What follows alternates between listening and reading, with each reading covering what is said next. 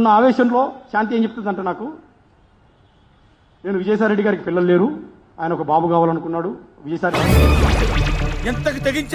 గారు అంటే నాకు ఇష్టము, నేనంటే విజయసాయిరెడ్డి గారికి ఇష్టము.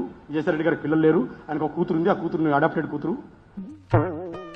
కాబట్టి నేను అతను ఒక బాబు కావాలంటే ఒక బాబుని కనిపెట్టాను. అంటే పబ్లిక్ అయిపోయారంటారా మీరు? బరితెకించేశారా? నాకు గుండెలు పగిలిపోయాయి. నువ్వు కనిపెట్టబెట్టండి, ఆయన అడగడం ఏంటి, నువ్వు కనిపెట్టడం ఏంటి, ఇదేంటి? మీ కష్టం పగవాడికి కూడా రాకూడదు గురుగారు. మరే నీ పేరేంది? ఉదయ్. నీకు నాకు ఏం పరిచయం ఉంది? ఎన్నిసార్లు కలిసాం చెప్పు. ఓరి నాయనో, వీడు ఈ టైప్ లో తగిలాడేంటి? చెప్పు, చెప్పరా బాబు. నువ్వు ఎన్నిసార్లు మన ఇద్దరం కలిసాం చెప్పు, నిజం చెప్పు. నువ్వు అంటే అది ఇప్పుడు కలిసాం కదా, ఇంక 2 సార్లు కలుస్తాం కదా, 4వ సారి ఆరోపణలు చేస్తాం మన ఇద్దరం గే అని చెప్పి ఎవడన్నా అంటే ఏం చేస్తారా బాబు?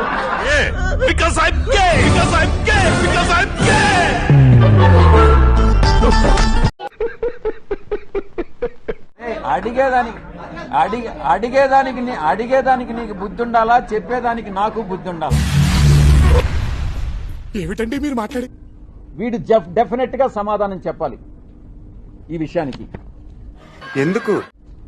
ఈ మారెళ్ల వంశీ అనేటటువంటి వాడు ఆంధ్రజ్యోతి వెంకటకృష్ణ, రుకో జరా సబర్ కర్, టీవీ5 సాంబడు మాట్లాడకుండా ఉండేది. మన ఛానల్స్ యజమానుల పేరు కూడా తీసుకున్న తర్వాత ఎవరండి విజయసాయిరెడ్డి గారు? ఎవరు చూడలేదు కదా. ఎవరైతే మనకెందుకు విజయసాయిరెడ్డి గారు? ఛానల్ పెడుతున్నారా? పెట్టండి, ఓ 2-3తో పాటు ఇది కూడా ఉంటది.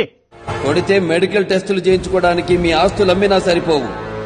ఓ పిల్ల, పోటీ పడదాం, రేటింగ్ లో పోటీ పడదాం, వ్యూస్ లో పోటీ పడదాం, అన్నిట్లో పోటీ పడదాం సార్. కొత్త కూర్చుంటారు మరి. వ్యక్తిత్వాలు మార్చుకుంటారా అంటే అబ్బే మేము మారం ఇలాగే ఉంటామంటే ఎవరికి నష్టం? మంచి ప్రచారం చేయడంలో పోటీ పడదాం, ఉన్నట్టుగా చెప్పడంలో పోటీ పడదాం, ఎవరెవరిని ఆదరిస్తారో చూసుకుందాం. ఆల్రెడీ చూస్తున్నారు కదా, చెప్పరా? మీ 2 ఛానల్స్ ఎక్కడున్నాయో చూస్తున్నారు కదా. ఏమైంది మీతోటి? ఏమీ కాదు మీతోటి.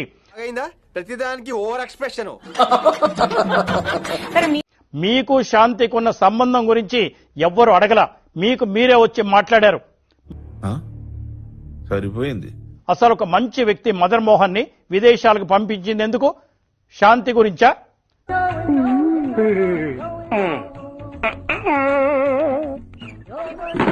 శాంతి గారు ఒక మహిళ, ఆమె గురించి మేము ఎక్కువగా మాట్లాడదలుచుకోలేదు. ఇవ్వాల్సిన గౌరవం ఇవ్వాల్సిందే. కరెక్ట్, ఇది కరెక్ట్ గా చెప్పేవయ్యా. అనేక మంది ఆఫీసర్ల దగ్గరికి తను వృత్తిరీత్యా వెళ్ళుంటుంది, వాళ్ళని కలిసి వాళ్ళ మీద క్లారిఫికేషన్ తీసుకొని ఉంటుంది. ప్లీజ్ మీరు అలా చూడకండి. అనేక మందితో వాళ్ళ డిపార్ట్మెంట్ అనేక మందితో ఉండుంటారు, లేదా ఇంకో మందితో కలిసి వాళ్ళు మాట్లాడుంటారు. అది దీనికి మీరు ఏమంటారు సార్? కానీ మరి ఇంతమంది అధికారులతో మాట్లాడితే వాళ్ళ మీద చేయనటువంటి అభియోగం, వాళ్ళ మీద చేయనటువంటి ఆరోపణ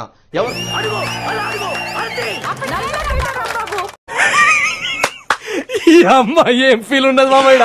ఎవరైతే సమాజంలో ఇంతమంది ఉంటే వాళ్ళ మీద ఎవరి మీద చేయనటువంటి ఎలిగేషన్ తన భర్త అయినటువంటి మదన్ మోహన్ మీ మీద ఎందుకు చేశాడు?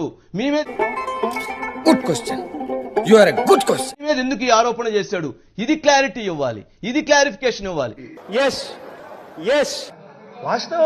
అంతేగాని వంశీ అనేటువంటి వ్యక్తిని మీరు దుర్భాషలాడినంత మాత్రాన సరే నేను పదాలు మాట్లాడను, నేను అగౌరవపరచను. ఎందుకనంటే మీరు మాట్లాడినటువంటి ప్రతి అంశానికి, ప్రతి మాటకి నేను యుద్ధాన్ని సిద్ధం చేస్తున్నాను. ఈ ఫ్యూచర్ నాకు అర్థమైపోతుంది. ఈ ఫ్యూచర్ నాకు చూడటం కాదండి, మీరు చెయ్యాలంతే.